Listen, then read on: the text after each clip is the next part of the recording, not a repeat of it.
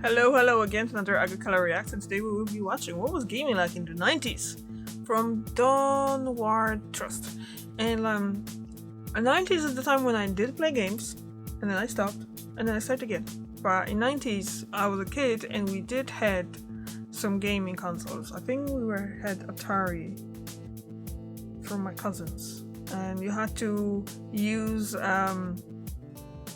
I was a Commodore. No, I think it's Atari. One that we basically were using a cassette player and the games were coming on the cassettes and you had to play that in and stuff. And then there was a Pegasus, which is Polish. There was a console in Poland called like that. I would put the picture in there, the one that we had. And I wonder if my experiences of playing games in the 90s were different than America. And I wonder, I actually do know because I talked with my husband about it. He's a gamer too, and he was a gamer since his childhood, since 80s. So his experiences with playing games were totally different than mine. So let's just go in and watch because it's kind of interesting. What was gaming like during the 90s? The 90s was dominated by an antique culture of bad haircuts, hand-me-downs, Capri Suns, and expensive, awesome video games. It was a phenomenal time of 16, 32, and 64-bit action, couch co-op, and some of the best games ever like Chrono Trigger, Street Fighter II, and all the N64 and PlayStation 1 classics. PC gaming was just getting started with games like Diablo, Doom, and Lemmings. Online gaming itself was virtually non-existent, and finding places to buy games or find info on popular titles was a challenge. In the 90s, you relied on magazines and word of mouth for information. There was no GameStop, online stores, or Amazon free deliveries. The most reliable place to find video games was Toys R Us, where you'd go to the game aisle, find what you wanted, take the slip of paper underneath the front, and get your game from the kiosk if it was available. Sometimes you got lucky, like when you bought Super Mario RPG because the 3D box art looked cool as heck. A lot of the time though, it backfired and you went home with a piece of crap. But let's be honest, you played it anyway because you didn't have a lot of games and you wanted to get your money's worth. In the 90s, kids didn't have cell phones or any way to talk to people beyond our own streets. Gaming communities consisted of whatever smelly kids were in your neighborhood willing to converge on whoever's house had a gaming console set up in their garage with an old smelly couch everyone could cram into. The only connection to anything bigger than that ragtag group of kids was the Nintendo Power magazine. There was never a feeling like the world was full of gamers because the world seemed so small when you were a kid. Until you discovered an arcade, the gaming world was the quarter-mile radius surrounding your house. So anyone who played games on your strip was your friend. You'd stay up late taking turns playing Secret of Mana, and you'd throw down playing Street Fighter II until their mom called you in for a cheap hamburger helper dinner. You'd have sleepovers, and if you were lucky they had Lucky Charms in the morning, but let's be real, it was probably Marshmallow Stars. You then run to the bus and share stories of your gaming adventures on the way to school and at recess. Everyone had a different game and a different console, and you relished in their stories, fascinated by who beat what and who was able to make it the furthest in the game you wanted. Whoever was able to get past the shooting barrels in Donkey Kong was revered, and if someone actually had a copy of Super Mario Kart with 2 controllers, they were worshipped. There was a degree of rivalry. You were either a Nintendo fan or a Sega fan, or a Nintendo fan or a Sony fan, but it was innocent, unlike today. Kids were just as worried about games as they were about getting a chocolate milk or a juice box in their lunch bag. The worst you'd get was some smack talk about how your version of Mortal Kombat had sweat instead of blood. People who played games stuck together in the early days because gaming was almost a secret society. If you played Nintendo and found 4 other kids who also played Nintendo, you were basically in the Goonies. The culture was just different. Forget everything you know about modern gaming because it didn't happen in the 90s. True. It was an heirloom time, but in a good way, like The Sandlot. Forget Fortnite, loot boxes, endless free-to-play games, giant open worlds with radio towers to climb, season passes, Twitch streaming, sweaty BR lobbies, guides, walkthroughs, reviews, Reddit, YouTube, and everything like that. In fact, forget the word gamers, because the word gamers did not exist back then. No. Nobody called themselves a gamer in the 90s. If you played games, you were a nerd, and you probably did other nerdy stuff like play board games or collect pogs. Gaming wasn't a way of life, it was a way to pass time because the world felt like it moved in slow motion as a kid. Video games were fresh on the block, most people outside the sphere barely even knew about them.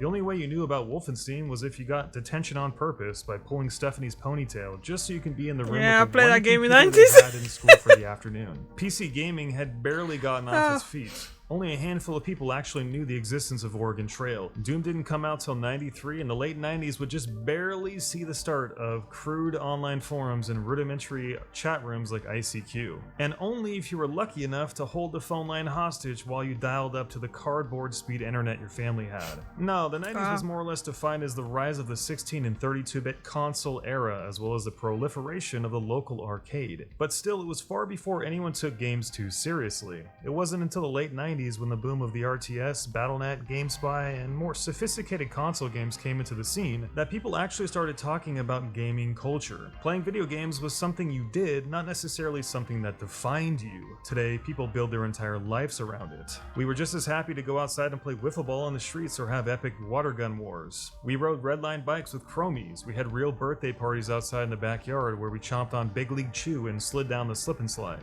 You better hope your dad checked for rocks before he laid that thing down, because if he didn't, someone's asshole was gonna get ripped a new one. The problem with gaming in the 90s was that no one had any money, and games were so expensive. If you were a kid back in the 90s, you were... No, I wasn't a kid back in... I was a kid back in the 90s, but I was a kid back in the 90s in Poland, which was totally different way of living, I think. And so from what I was talking with Eric about during the... about the games and stuff like that, it was totally different. Yeah, the games were expensive. The games in Poland were expensive as well. But we were just...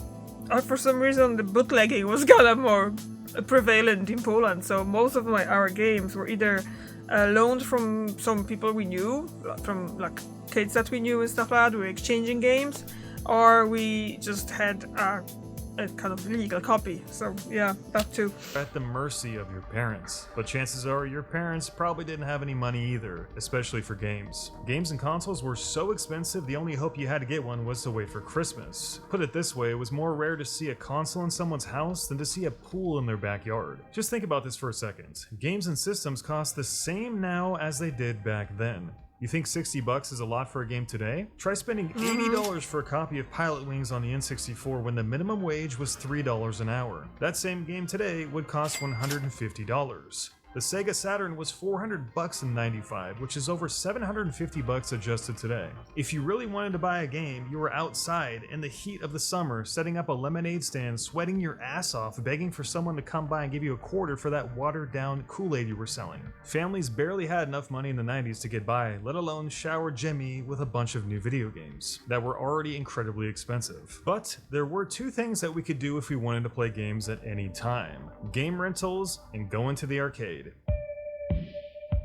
Yeah, we didn't have the game rentals, but we obviously were kind of, like I said just a moment ago, we were exchanging or we just borrowed and lent video games. But the arcade, I've never been in one. Not till my adult life with Eric. So yeah, so this is totally different thing, not something that I actually experienced. Oh, and there you go, add some timing. You could have just done it like when I was actually feeling like talking, because now I have nothing to talk, so I just gonna 4 minutes, guys. I just gonna go to the loo, and I'm gonna come back in and I'll be back. Okay, I'm gonna cut this out because I have nothing else to add now because I was just talking, like literally. Okay, I'm back, and I got really cold. Our bathroom is really cold, so I just jump into it, go back and see. What else? The evolution of video game difficulty.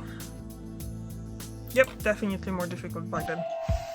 I mean, the evolution of less, video game actually. difficulty as time went on prompted a huge rental market. In the early 90s, most if not all games were on cartridges, and storage space was limited. The SNES had a capacity of 6 megabytes, and memory cards wouldn't be invented until the PlayStation in '94, so there was only so much game that could be put on that cartridge. This led to a lot of cryptic, maze-like games like Simon's Quest, where they could ensure long, frustrating playtimes, and more importantly, increased the difficulty. Part of it was due to terrible controls, but a lot of it was sheer game difficulty. Devs couldn't let you blaze through an entire game in a single day. So games were designed to be ass-kickers with unfair gimmicks, respawning enemies if you hit the screen's edge, and jumps requiring ridiculous precision.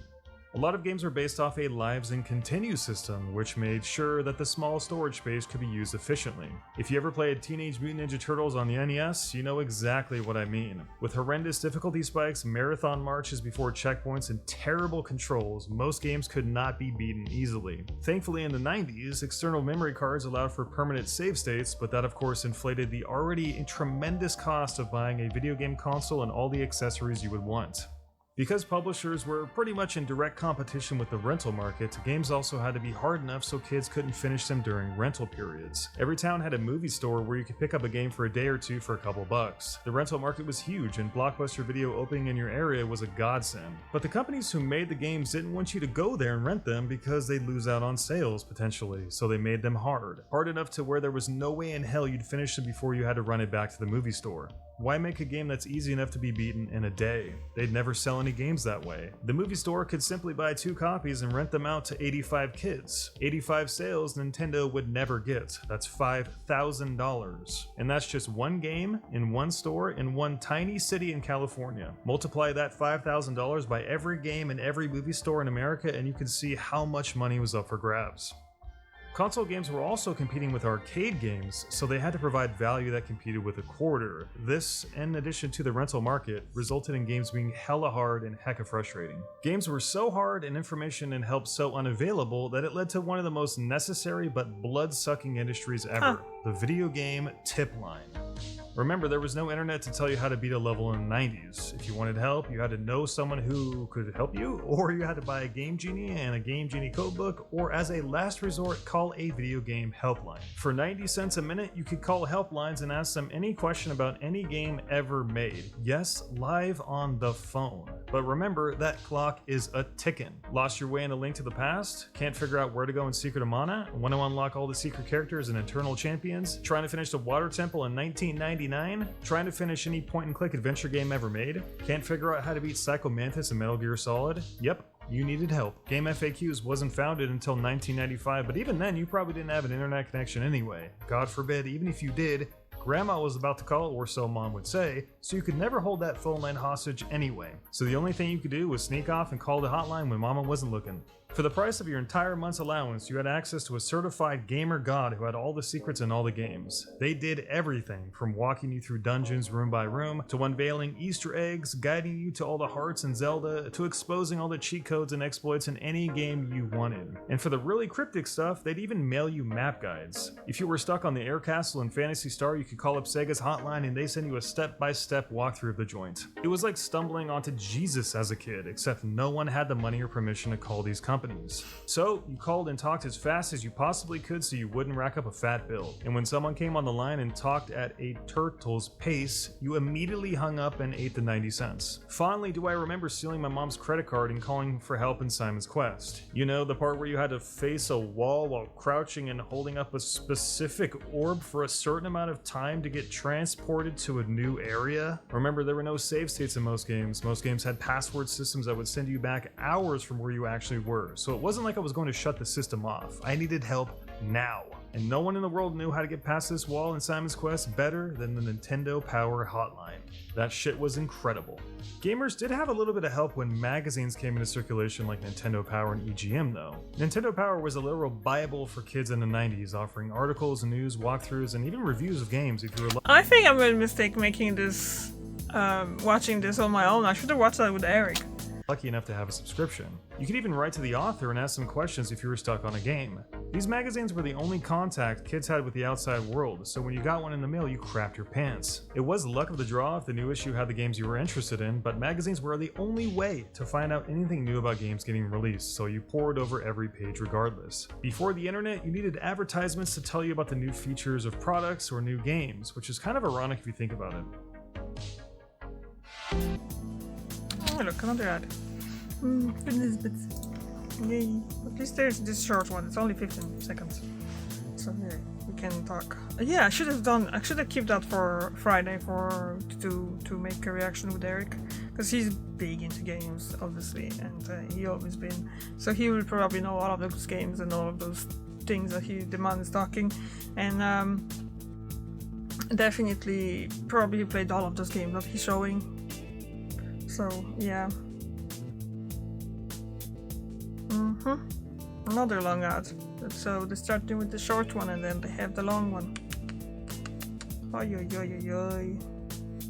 Ay ay ay ay ay.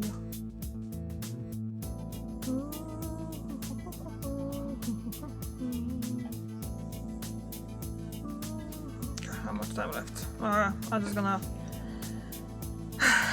cut here and I'll be back in a second. Bye! Hey, I'm back. The other ad was about mathematics. Not my strong suit, so let's just go back to the games in the 90s. The only other way you were able to play expensive games if you couldn't afford them or even discover was heading down to the local arcade. Dude, the arcade. Walking into an arcade in the 90s was one of the great wonders of the world. Forget the Taj Mahal, an arcade was the 8th wonder of the world. The flashing lights, the digital beeping computerized sounds, the pinball machines clanging, and kids scarfing down hot dogs and yelling, "I got next." If you were lucky enough to have a buck or two in your pocket, you felt like you were the king of the world as you approached classic arcade cabinets like Time Crisis, Cruisin' USA, and NBA Jam. In the 90s, you loved to have people watch you play, and in the rare case, compete for the high score of the cabinet. Arcades had a culture of their own, one in which you were a nobody unless you proved it. You got in line by placing your quarter at the edge of the screen alongside the other 9 coins. Challengers were always sanctioned to the right side of the screen in a fighting game, and huge crowds would form around Goliaths like Mortal Kombat and Killer Instinct. It was a blood sport, and the only way to survive was to beat whoever stepped up to the plate next to you. But if you did get good at a game, you were a god because win streaks were proudly displayed on screen at all times. It didn't matter if you were black, white, brown, yellow, or purple, buck teeth, or 4 eyes. You were just a kid, a broke, smelly kid desperate to play just like everyone else.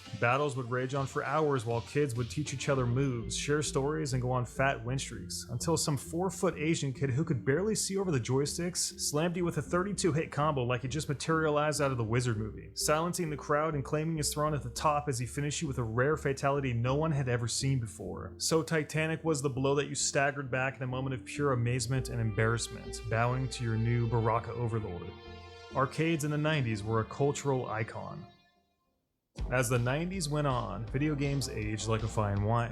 4 of the best consoles ever made debuted in this decade: the SNES, the PlayStation, the Nintendo 64, and the very underappreciated Dreamcast in 1999. There has never been a 10-year period where so many cult classic games released, from Super Mario World to Donkey Kong, Metal Gear Solid, GoldenEye, F-Zero, Diablo, and so much more. All of these options forced savage competition, which is why games and tech developed at warp speed. Games went from 2D to 3D in the span of just a few years, which changed the face of gaming forever. Fighting games flourished in the arcades, RPGs became bigger and better, platformers reigned supreme, and PC gaming began to explode at the turn of the decade, with their online playability and massive worlds. If you were to tell me that we'd be going from Pong to Baldur's Gate in just 15 years, I would have never believed you. There's a lot of crap in the industry today. A lot of companies do a lot less than they should. Franchises are sometimes run into the ground. A lot of gamers are toxic, and it makes games less fun.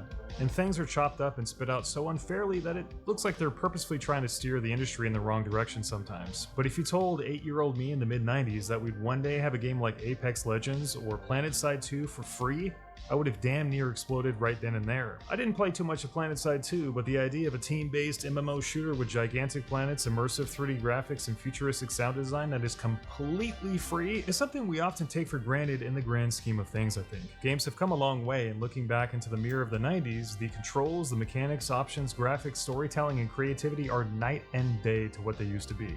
There are games from the 90s that are as good or better than anything released today, but the progression of technology has made some of those ideas even better. And the options people have today are incredible. There's a game at a price that everyone can afford, and the craziest, most niche styles that anyone could ever want. Sometimes they're a lot more style than substance, but the industry has grown so far from the 90s that it is truly amazing. If we've lost anything from the 90s, it's that feeling of wonder. The feeling of being so tiny and part of something so mysterious and fascinating. Conquering a game in 1990 was an achievement few today can even imagine. Blink once and all of that challenge can be replaced by walkthroughs, guides, and information available online. Bat an eye and the mystique can be jaded by the thousands of clips, streams, and VODs available for any game at any time. You don't even have to play games today. You can watch a Let's Play or skip straight to the end cutscene. But not back then. Games were surprising and delightful, and as someone who lived through the 90s as a small kid, I can tell you that it was an incredible, weird, and fun time to be alive in the video game industry. So much of what I experience today reminds me of so little of my gaming past. I've changed, and the games have certainly changed too. If I had a time machine and could live through it again as I am today, I guarantee you I'd have a completely different experience. I guess you just had to have been there. You can never truly look back into the past without some form of rose color, because the truth is, we often prefer to remember the great parts about our time on Earth. So it's possible that the 90s wasn't as cool as I remember, but I like to think that it was. Yeah. If you Because too you were a lived through kid, the that's 90s, why. please feel free to tell us about your memories in the comments section below. Take care, you nerds, and I'll see you in our next video. Peace. That was really good. It was interesting, very kind of memory-inducing, and obviously, well, it is what it is. That's how it was, and I was talking over the video as well, so like obviously you kind of know what I have to say, and he's right about it that basically back then there was no help. You either someone told you what to do if you were stuck, or you just keep going, or you just straight up give up the game because you just were stuck. That was all, and there was no help, no looking online for tips and tricks and things like that. So yeah, it was different times, a different way of doing it. Was it the greatest? I don't think it was the greatest, but the thing is as well, we were kids back then, so to us that was new. So someone in 20 years, in 30 years gonna be doing videos of how was the gaming like in 2020s or something like that, or 2010s, you know, like all the Fortnite and League of Legends, all those free games and things like that came out, and you know. So yeah. Thank you very much for watching, and I see you tomorrow. Bye!